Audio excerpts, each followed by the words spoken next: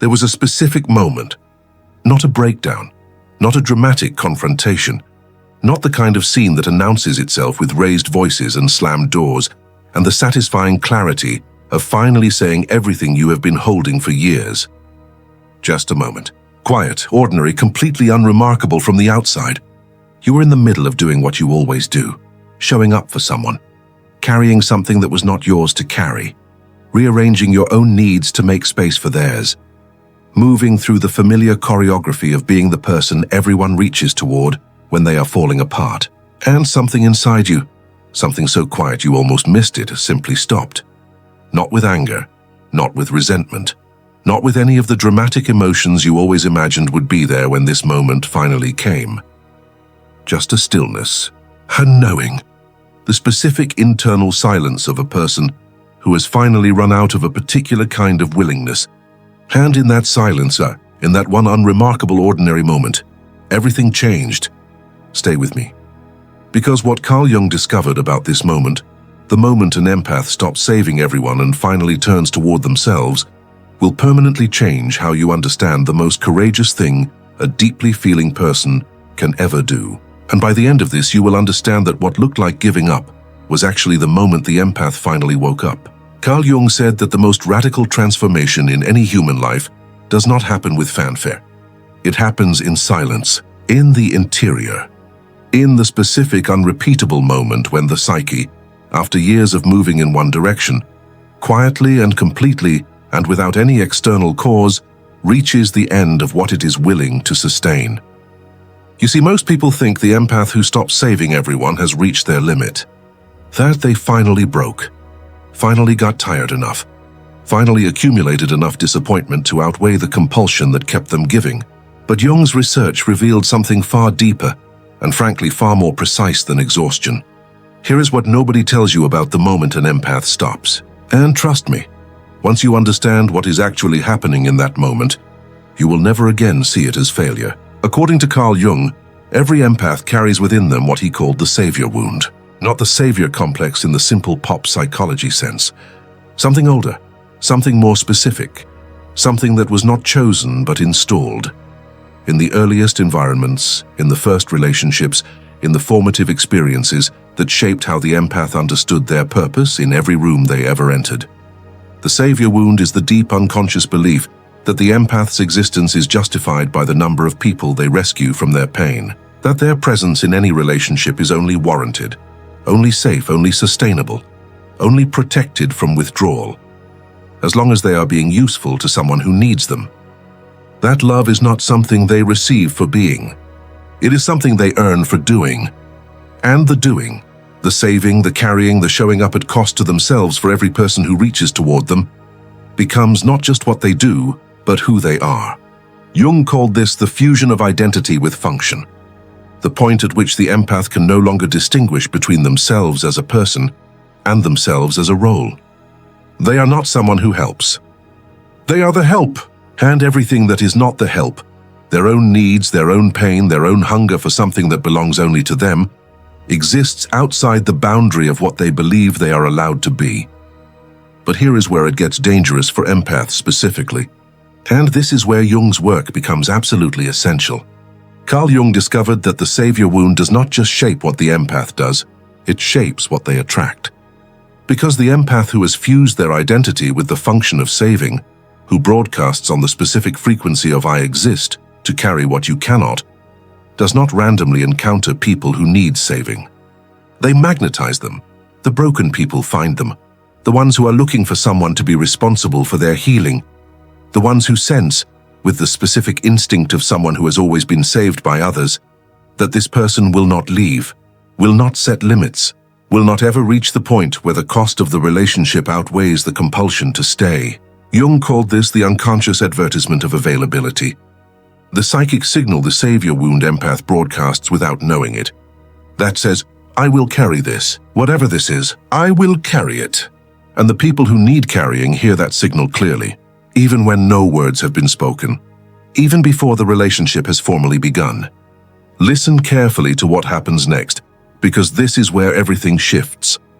Because Jung identified something specific that happens inside the empath in the years sometimes the decades, before the moment they finally stop.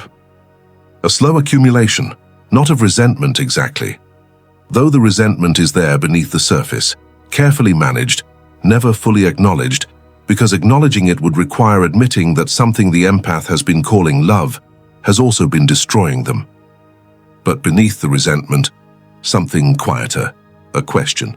That starts small, almost imperceptible, easy to dismiss in the beginning as selfishness or weakness or the temporary exhaustion that will pass if they just rest and give it time.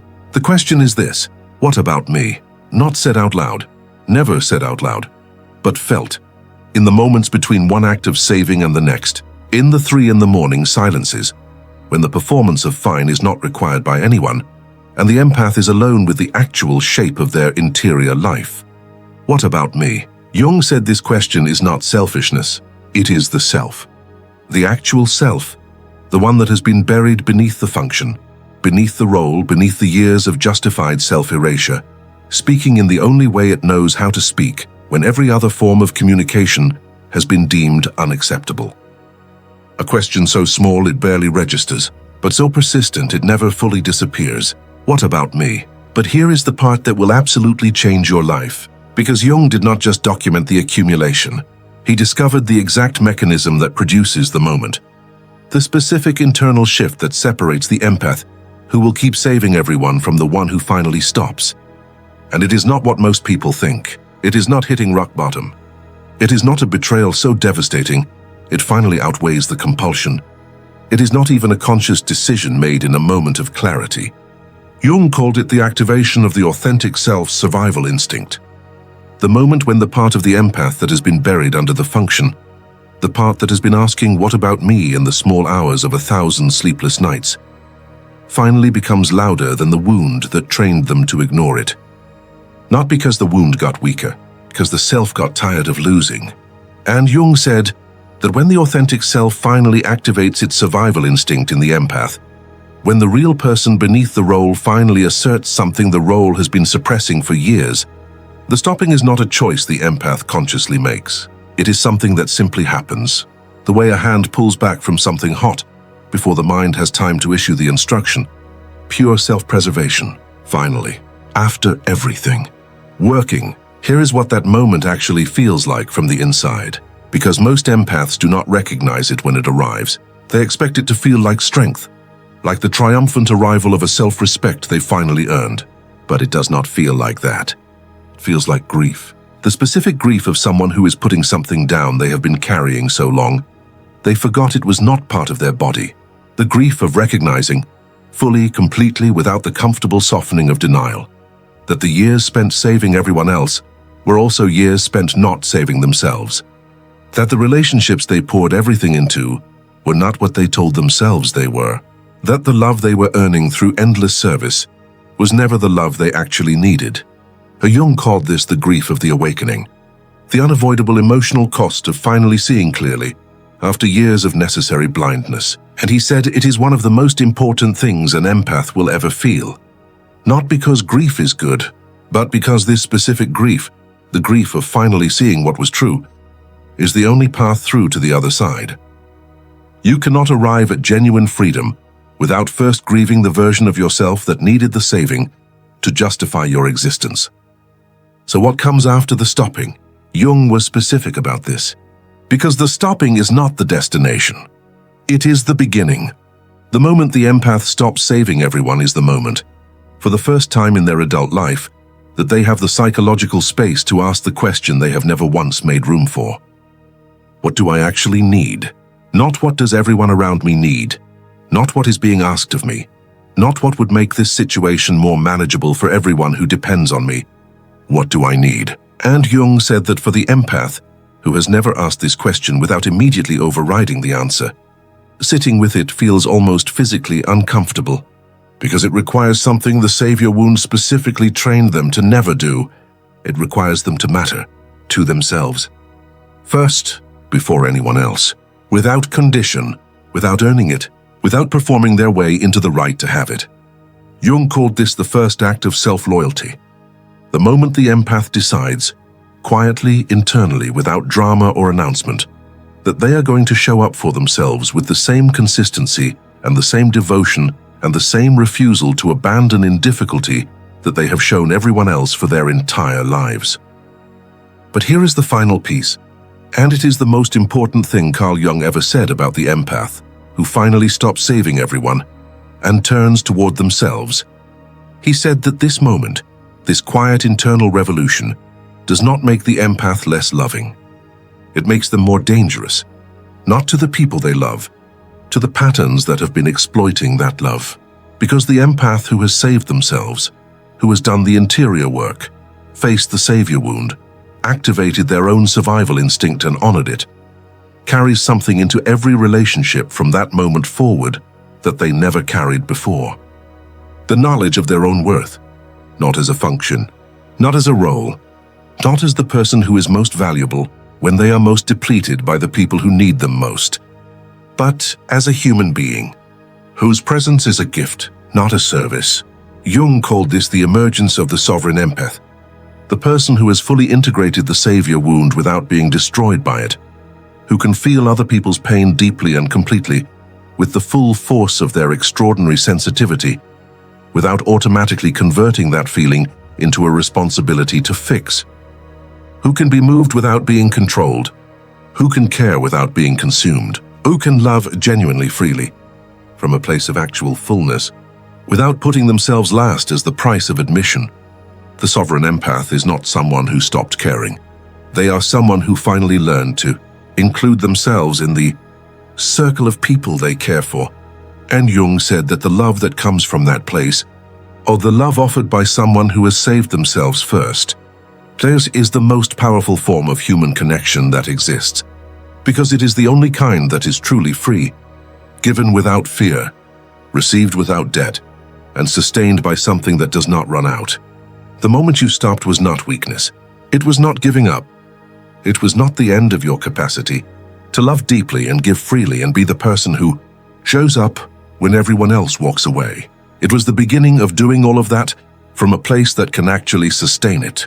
It was the first moment in your entire life that you chose yourself without apologizing for the choice.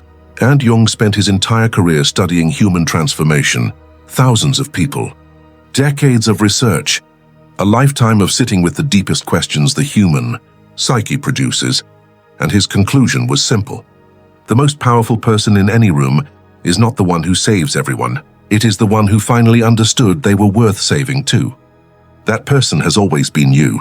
You just needed to stop long enough to find them. If something in this reached the part of you that stopped, or the part of you that is so close to stopping you can feel it, that stillness is not failure. It is the most psychologically significant moment of your life. And it is asking you for one thing only, not to give more, not to push through, not to find one more reason to keep going for everyone else before you go for yourself. Just to stay in the stillness, long enough to hear what it is trying to tell you.